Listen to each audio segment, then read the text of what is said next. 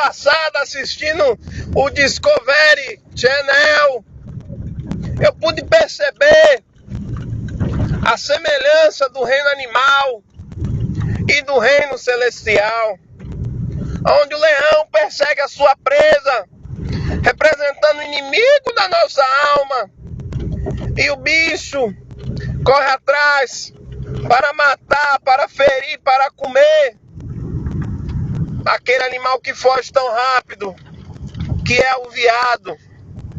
Irmãos, eu preciso ser um veado mais veloz para correr do inimigo. Você tem que ser um veado. O músico da sua igreja, o pregador, todos nós devemos ser mais veado e fugir de todas essas coisas. Seja um veado você também, meu irmão.